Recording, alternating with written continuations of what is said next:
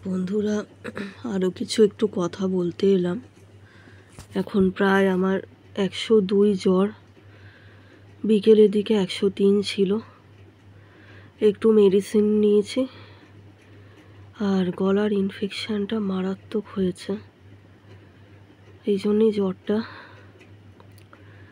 আর আমার কথা বলতেও অনেক কষ্ট হচ্ছে। এখন আমাকে ডক্টরসরা বলেছেন যে রেস্ট করতে, বা বিশেষ করে রাতে ঘুমোতে বলেছে, রাতে যাতে আমি না জাগি। কিন্তু সারাটা রাত বিশ্বাস করুন ঘুমোতে পারলাম না, ঘুম হলোই না। আর এমন একটা জায়গায় থাকি, কারণ জীবনে কিছু তো করতে পারলাম না। প্রথম বাধা এই শরীর খারাপ, আর দ্বিতীয় বাধা যেটা নিয়ে এখন হইচই হচ্ছে, সুরক্ষার অভাব। কর্মস্থানে আমিও বিশাল কিছু ফেস করেছি।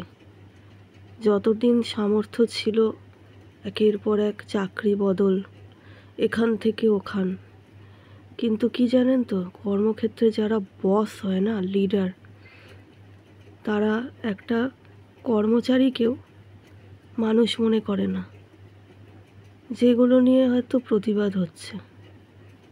আমি নিজে আর কি বলবো, আমি সব জায়গা থেকে পলায়ন করেছি, করে আজকে আমার এই অবস্থা। আমার তো টাকা পয়সা নেই, কারণ অনেকে হয়তো বলবেন কর্মক্ষেত্রে যদি সেরকম সমস্যা হয়, সুরক্ষার অভাব হয়, তাহলে চাকরি ছেড়ে দেওয়াই ভালো, জীবনটা বেঁচে যাবে, মান সম্মান বাঁচবে। তারপরে একটা মানুষ আজকালকার দিনে, যে কোনো মানুষের অর্থ ইনকাম একটা বড় জায়গা। অর্থ ছাড়া মানুষের জীবনে সাধারণ প্রয়োজনগুলো মেটে না। খুব সহজে কিছু মানুষ বলে দেবে মেয়েদের অনেক লোভ, মেয়েদের এত পড়াশোনার কি দরকার, চাকরি করে পয়সা আনার কি দরকার, কারোর কাঁধে ঝুলে গেলেই তো হয়। ঝোলার পরেও ফাঁসির থেকে নির্মম বিবাহিত জীবনে কষ্ট হয়। আমার বান্ধবীরই হয়েছে। আমার বেশ কিছু বান্ধবী নির্যাতিতা, কেউ মৃতা, কেউ আজকে ডিভোর্সি। হ্যাঁ, মানুষ অনেক কিছু বলতে তো পারে, কিন্তু প্রত্যেকটা মানুষ আজকের দিনে, বিশেষ করে মহিলারা, অসুরক্ষিত। প্রত্যেকটা জায়গায়। সংসারও একটা কর্মজীবন, তার ওপর যদি হয় আমার মতো অসুস্থ। আজকে অন্য লোকের বাড়িতে থাকি, নিজে তো বাড়ি করতে পারিনি।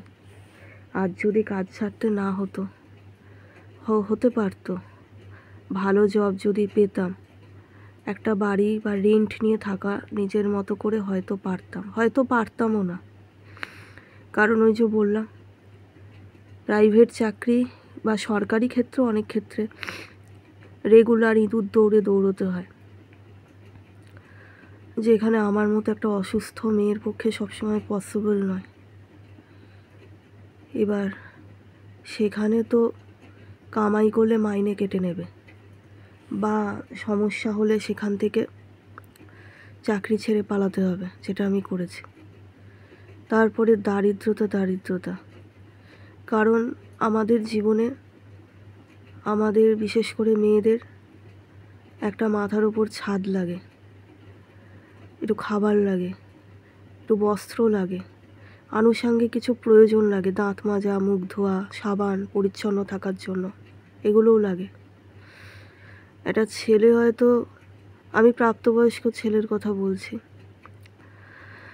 কারণ ছেলেদের জীবনে অনেক কষ্ট থাকে, আমি জানি। আমি নিজে, আমার যেসব স্টুডেন্টসরা ছিল, আমি তাদের কাছে শুনে আমার অত্যন্ত খারাপ লেগেছে। প্রাপ্তবয়স্ক অনেক ছেলে, আমার নিজেরই একজন স্যারকে দেখেছি সারা জীবন সংসার থেকে আলাদা হয়ে রেল স্টেশনে সময় কাটিয়েছে। বলে রেল স্টেশন নাকি আরামের জায়গা, বাড়িতে নাকি উনি সেই শান্তি পান না। ট্রেনের আওয়াজ সুন্দর, তারপরে নাকি প্ল্যাটফর্মের সিটগুলোতেই ওনার বিছানা, ল্যাট্রিন আছে, মুখ হাত ধোন, একটা 5 টাকা দিয়ে লাইফ বয় কিনে নিতেন, নিয়ে মুখ হাত ধুয়ে নিতেন। ওখানেই একটু ঝালমুড়ি হোক, এটা হোক ওটা হোক কিনে খেয়ে নিতেন। কিন্তু একটা মেয়ে পারবে? কাজ করতে গিয়েও প্রবলেম। তাহলে মেয়েটা নিজের যদি বাড়ি বানাতে না পারে, আর আমার মতো এরকম অসুস্থ হয়, যে কারণেই হোক, তখন এই যে রেন্ট দিতে না পারলে, আমি এমন পারি না, আমার রেন্টের টাকা কোথা থেকে আসবে? কারণ আমার কোনো হাতে আর্নিং সোর্স কিছু নেই। তখন কি হয়, যার বাড়িতে থাকি সে ইচ্ছে মতো কাজ করিয়ে নেয়, না হলে বলবে যা বাড়ি থেকে বেরো। তখন শরীর অসুস্থ অবস্থাতেও কাজ করতে হয়, যেটা ডক্টরস রেস্ট বলেছে সেটা পালন করা হয়ে ওঠে না, যেটা আজকে আমি সাফার করছি।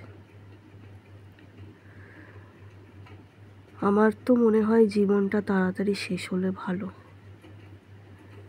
আমি আর বাঁচতে চাই না, এত কষ্ট ভোগ করতে পারছি না। গলায় ক্যান্সারের মতো জ্বালা পোড়া হচ্ছে, মনে হচ্ছে ব্লেড দিয়ে গলার ভেতরে কেউ যেন কেটে কেটে দিয়েছে। তাই নিয়ে একটু ভিডিও করছি, কোথাও যেন আপনাদের একটু কথা মনে পড়ে, এইটুকুই সম্বল, বলি কিছু। আসলে আমার খাবার দাবারের প্রতি কন্ট্রোল নেই, সব সময় পারিও না। নিজের বাড়ি নেই, সেখানে নিজের রান্নাঘর নেই, জিনিসপত্র সবজি কিনে এনে কোথায় রান্না করব।